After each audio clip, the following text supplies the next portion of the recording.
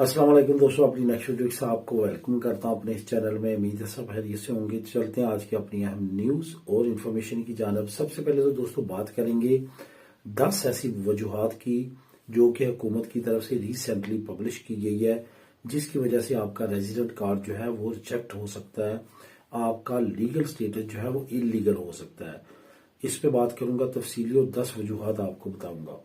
उसके बाद इंग्लैंड में लीगल इमिग्रेंट्स को इलीगल करने का हुकूमती एक प्लान, जिसमें होम ऑफिस मुलव्वस है, इस पे बात करेंगे। उसके बाद स्पेन फैमिली वीज़ा के बारे में कुछ अहम मालूमात हैं जो मुख्तलिफ दोस्तों की तरफ से कमेंट भी आए हैं, और ताज़ा तरीन अपडेट्स क्या हैं इस पे बात करेंगे। और आखिर में मैं आपको बताऊंगा 2000 यूरो आप किस तरह हासिल कर सकते हैं और ड्राइवर लाइसेंस कर सकते हैं। एक बड़ी राय दी गई है एक बड़े सूबे की तरफ से, इस पे बात करेंगे वीडियो के आखिर में।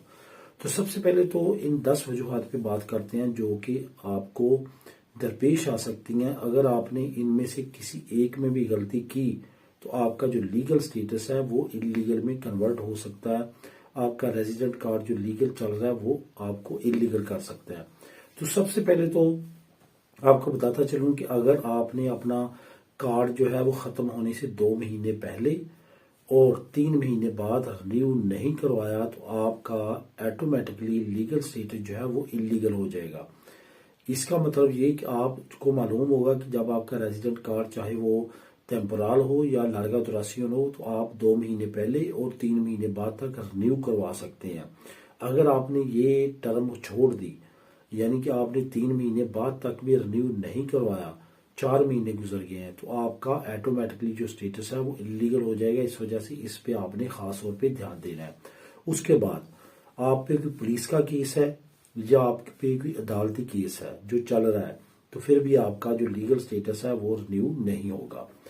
उसके बाद आपने हर साल में जो आपके पास टेम्परेरी रेजिडेंट कार्ड होता है या लार्गा दुरासन, तो 1 साल में आपने 6 महीने काम करना होता है।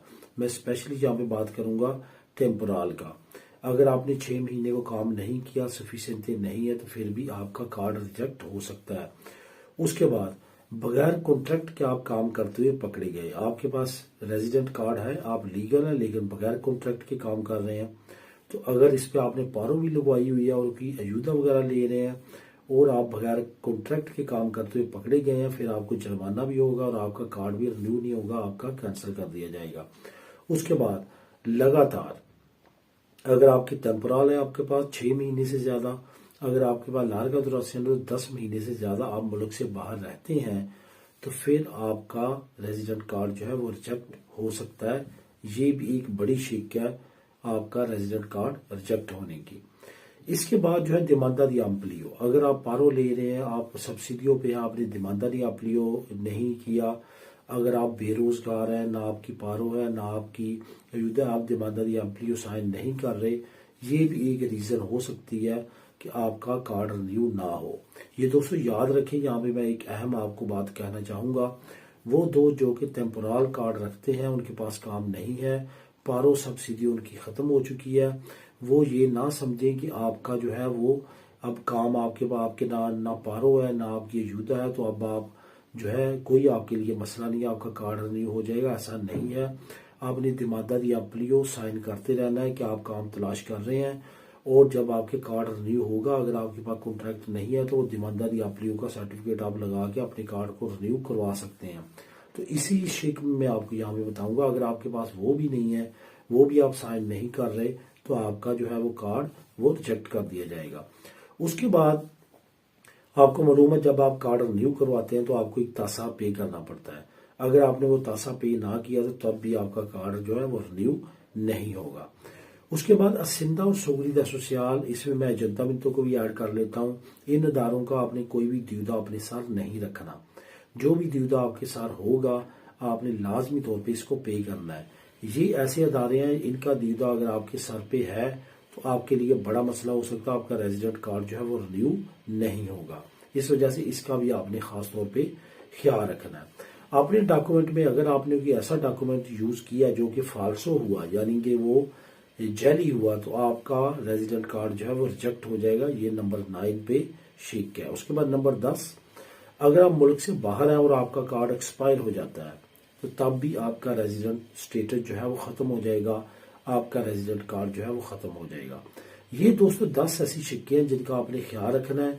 इन 10 सिक्कों की सूरत में आपका रेजिडेंट कार्ड जो है वो कैंसिल हो सकता है, रिजेक्ट हो सकता है और आप लीगल प्रोसेस से इलीगल प्रोसेस की तरफ जा सकते हैं। इस वजह से इन चीज़ों का आपने खास तौर पे ख्याल रखना है।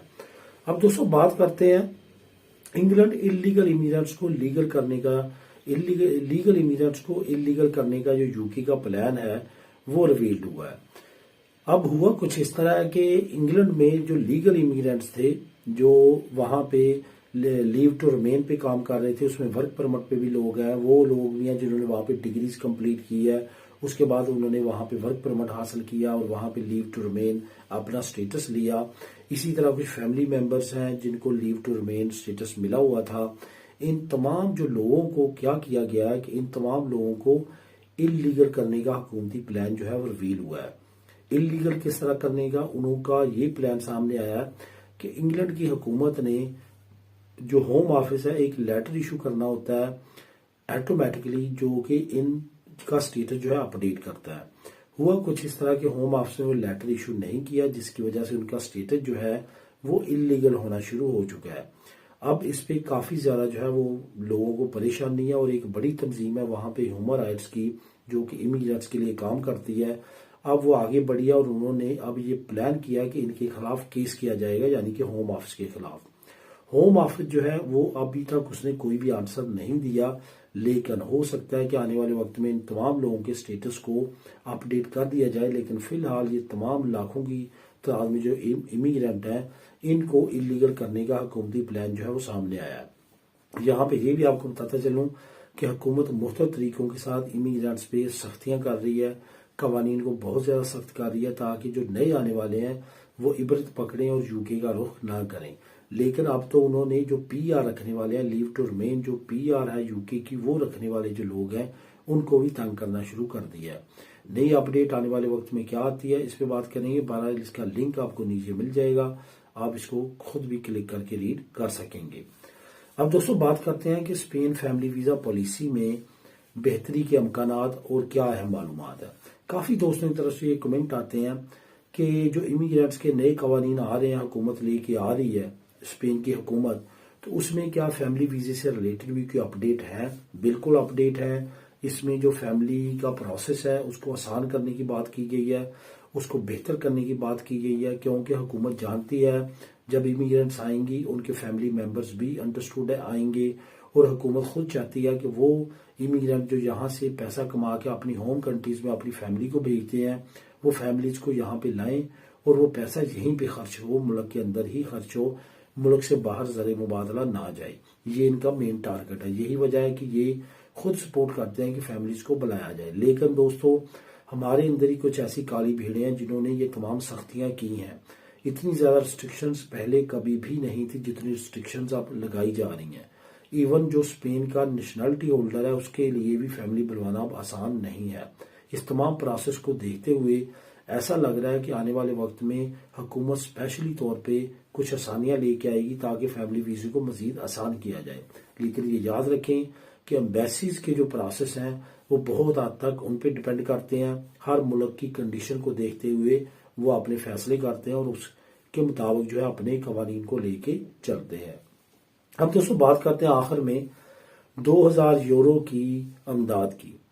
असल में ये अमदाद नहीं है, ये एक तरह का लोन है जो कि आपको वक्ती तौर पे मिलेगा।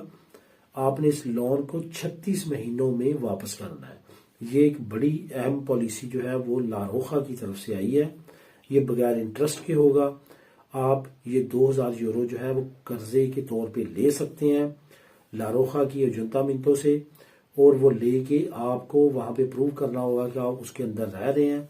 और ये कम्युनिदाद के ऑफिस से भी ले सकते हैं। और ये जो आपको मिलेगी रकम इस पे आप ड्राइवर लाइसेंस कर सकते हैं और उस ड्राइवर लाइसेंस पे जो भी खर्चा आएगा वो इस अमाउंट से आप पे कर सकते हैं।